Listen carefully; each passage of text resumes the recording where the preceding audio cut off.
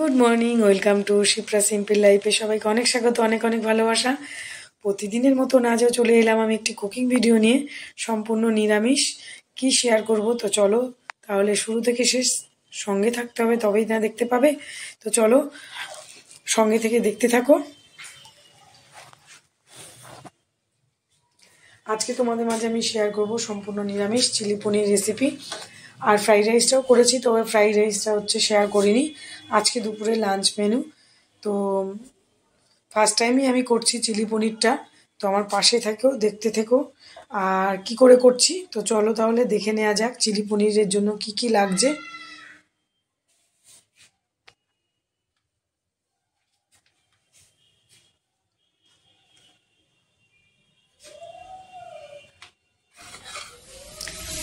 এখানে আমি চিলি পনিরের জন্য 300 গ্রাম গ্রিন পনির নিয়ে নিয়েছি, ফ্রেশ পনির একদম।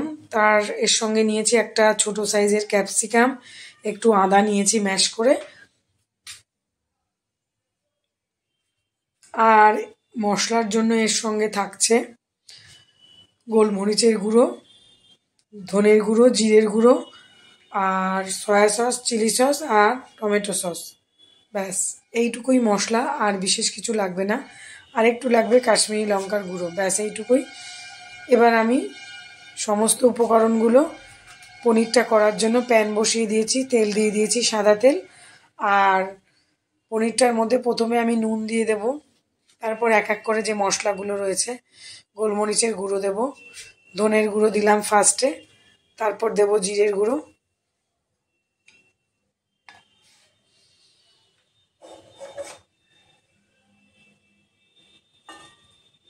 তারপর গোলমরিচের গুঁড়ো দিলাম। এবার কর্নফ্লাওয়ারটা দেব পরিমাণ মতন, দিয়ে আলতো করে মেখে নেব। যেহেতু ক্রিম পনির একটু নরমই হয়, এবার সেই জন্য ভেঙে যাতে না যায়, আলতো করে সেই জন্য মেখে নেব। আর প্যান বসিয়ে দিয়েছি, পনিরটাকে হালকা করে ভাজতে হবে, খুব বেশি ভালো করে ভাজার প্রয়োজন নেই।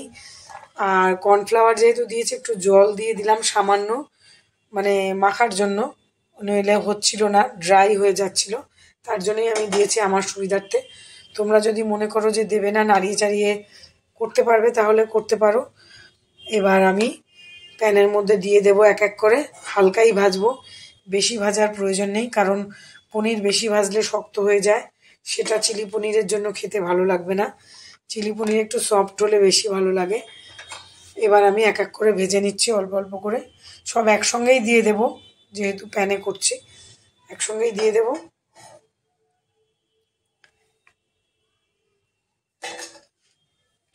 তারপর দেখো উল্টেও দিয়েছি, এবার উল্টে দিয়ে এবার নামিয়ে দেব, নামিয়ে দিয়েছি বাটিতে। এবার তেল দেবার প্রয়োজন নেই, ওই যে তেলটা রয়েছে ওই তেলের মধ্যেই ক্যাপসিকামটা দিয়ে দিচ্ছি। খুব বেশি ভাজার প্রয়োজন নেই, একটু হালকা করে ভাজলেই চলবে। ক্যাপসিকাম একটু হালকা ভাজা হতেই দিয়ে দেব আদা,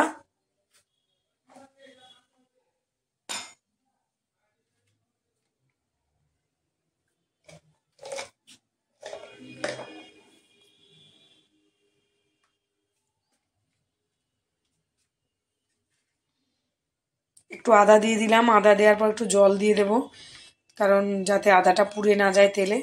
জল দিলে পুড়ে না যাওয়ার জন্য আমি একটু জল দিলাম। তারপরে আদার কাঁচা গন্ধটা চলে গেলে এবার আমি এক এক করে, আর কিছু মশলা দেওয়ার প্রয়োজন নেই এখানে, শুধু আমি দেব chilli sauce, soya sauce, tomato sauce, ব্যাস। আর একটু কাশ্মীরি লঙ্কার গুঁড়ো দেব নামানোর ঠিক আগে। এই যে এবার প্রথমে আমি সয়া সস দিয়ে দিলাম, স্টিলের চামচের 1 চামচ দেব। তোমাদের পনির অনুযায়ী মাপ মতন তোমরা দেবে, যে যেমন করবে সেই অনুযায়ী। আর ঝালটাও তাই, যেমন ঝাল খাবে সেই অনুযায়ী। আমি এখানে 2টো কাঁচা লঙ্কা চিড়ে দিয়েছি। আর এই সসটা দেওয়ার পর সুন্দর একটা মিষ্টি গন্ধ বেরোচ্ছে, বেশ ভালো লাগছে গন্ধটা। গন্ধটা তো আর অনুভব করা যাবে না, গন্ধটা আমি অনুভব করতে পারছি। আর শুধু দেখতে হবে, তোমাদের দেখলেই বুঝতে পারবে, এতটাই সুন্দর হয়েছে দেখতে, খেতেও অসাধারণ হয়েছে। আর এটা ফ্রাইড রাইসের সঙ্গে দারুণ যাবে, আর পনির পরোটা রুটির সঙ্গে তো ভালোই লাগে, খুবই ভালো হয়েছিল। যারা কখনো করনি একবার এইভাবে ট্রাই করে দেবে। নিরামিষ, সম্পূর্ণ নিরামিষ চিলি পনির অসাধারণ হয়। চিলি পনির বেশিরভাগই আমি দেখেছি পেঁয়াজ দিয়ে করতে, তো নিরামিষটা খুব কমই দেখেছি আমি। তো আমি আমার মতন করে করেছি। সব এক একজনের করার ধরন থাকে আলাদা, আমি আমার মতন করে করেছি। তো কেমন লাগলো কমেন্ট করে অবশ্যই বলবে। আর যদি একটু হলে ভালো লেগে থাকে লাইক কমেন্ট সাবস্ক্রাইব করে পাশে থাকবে। সবাই সবার পাশে থেকে এগিয়ে নিয়ে যাবে। তো চলো ভিডিওটা দেখতে থাকো।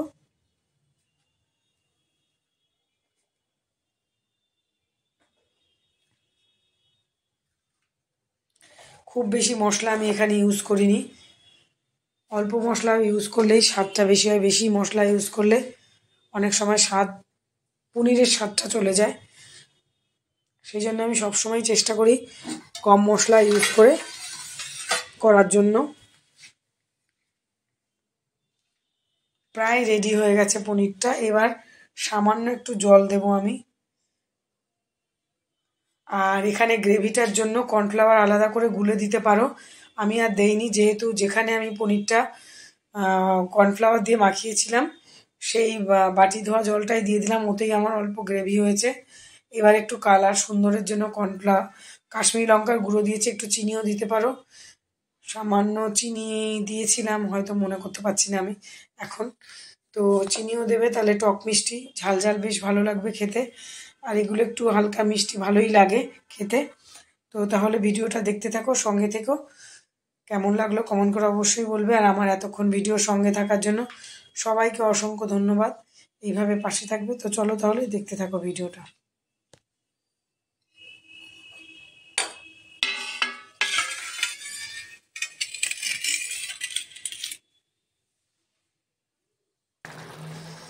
রেডি হয়ে গেছে আমার চিলি পনির। এবার আমি গ্যাসটা অফ করে দেব। এবার অন্য পাত্রে ঢেলে নেব। আর ফ্রাইড রাইস তো আগেই আমি রেডি করে রেখেছি, এবার বরের জন্য থালে বেড়ে দেবো। আজকে দুপুরে লাঞ্চ মেনুতে ছিল সম্পূর্ণ নিরামিষ চিলি পনির আর ফ্রাইড রাইস। ব্যাস, চলো তাহলে সঙ্গে থেকে দেখতে থাকো। আজকের মতন টাটা, গুড নাইট।